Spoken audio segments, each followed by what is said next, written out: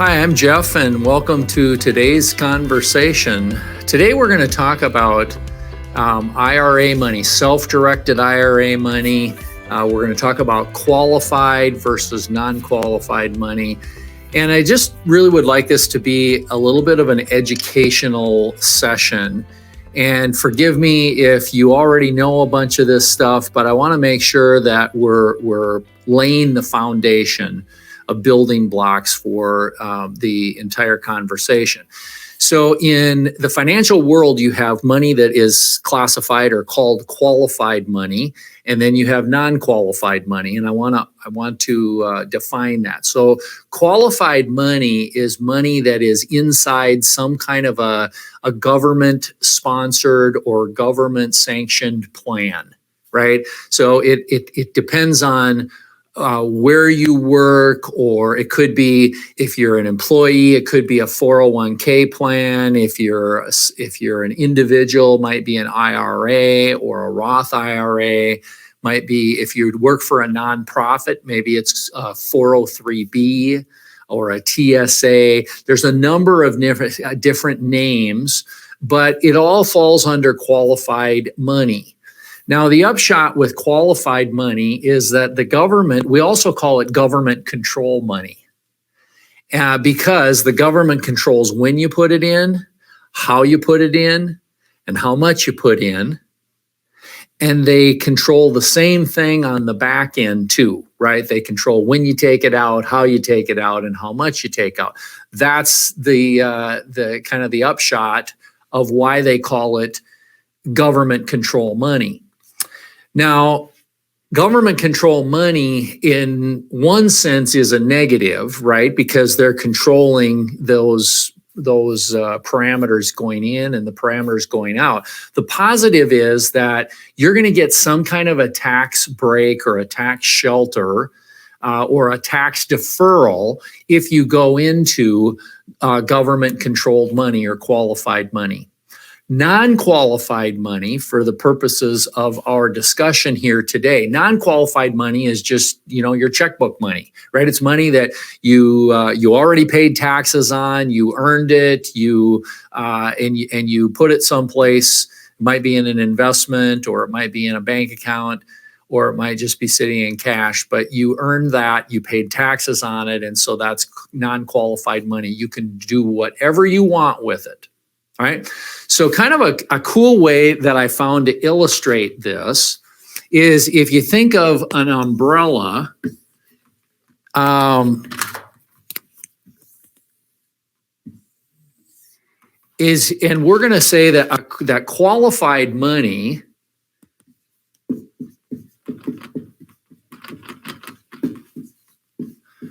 is inside of an umbrella. All right, it's underneath an umbrella. And generally, if you have an umbrella, the reason you've got an umbrella is because it's raining out there, right? And the rain in this example is going to be tax, right? And so as long as your money is underneath the qualified umbrella, you're sheltered in some form or fashion from the tax that's raining down on you, right? And so as you put money in here, could be, as we talked about, 401k, IRA, could be 403b,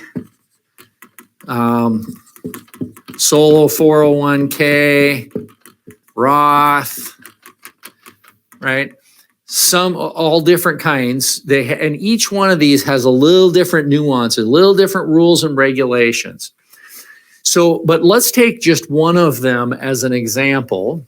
And let's say that you worked for an employer and you had 401k money, and then you either retired or you left for a different job. And so you have money in this 401k that's your money, but you're a participant in the employer's plan. So now you're not a participant in the plan anymore. So they're going to give you some options or some choices. You could take your money out you could just surrender it out. If you did, you're going to get rained on, right? It's going to be taxes and penalties depending upon your age. So, but that is an option. A second option is you could leave it in the plan, in the employer's plan. Usually you can leave it there. A third option is you could roll it to a new employer, to somebody else's 401k, your new employer's 401k. Or fourthly, you could convert that or transfer that to what's called a self-directed IRA. And that's really what we're going to talk about today, is this idea of a self-directed IRA. Now, if you were to take this money, we're going to say, for the sake of discussion, let's say you had $100,000 in here. We'll just use that as the math because it's easy math. Could be any amount of money though. If you had $100,000 in a 401k and if you rolled that into a self-directed IRA, you could go to a lot of places with that. There are a lot of custodians, which what self-directed IRA custodians are called. And basically what they do is they ensure that the rules, the government rules, are followed. That's what a custodian does. And so if you go to a self-directed IRA, you're going to need a custodian. Now that custodian could be your bank. It could be like Charles Schwab or a brokerage or Fidelity, mutual funds. There are a number of places, lots and lots of places, pretty much any place that you can invest money, any brokerage house that you can invest money in. You would put that into a self-directed, you can put that and they will be the custodian of your self-directed IRA. But here's the thing, is that if you use a custodian, generally those individuals will not charge you anything. So if you take out a Schwab self-directed IRA account, more than likely Schwab isn't going to charge you anything for being the custodian. But you have to invest in one of Schwab's investments, so something that they sell.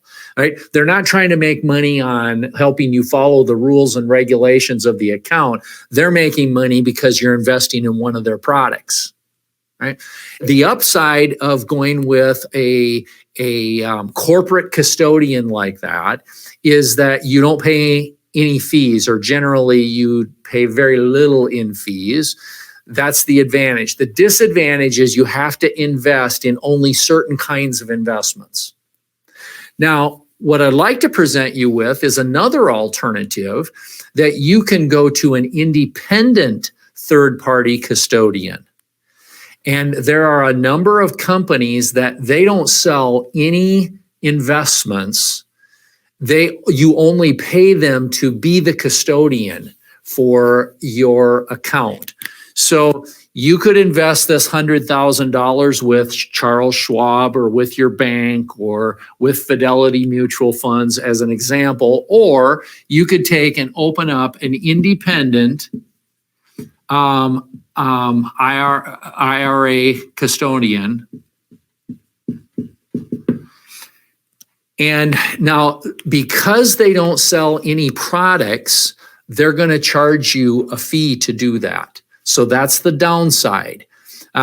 Fees might be a couple $100 to open the account and maybe $150 a year, something like that. Depends on the custodian, but they're all somewhere in that range. Maybe $200 to open the account and $150 a year in ongoing fees to do that. They're going to file all the reports. They'll handle when you get to be a certain age and you have required minimum distributions. They're going to help you to follow all the rules, and you're going to pay them that fee to do that. That's the disadvantage. The fee is the disadvantage. The advantage of an independent custodian, though, is that you can invest in lots of different things.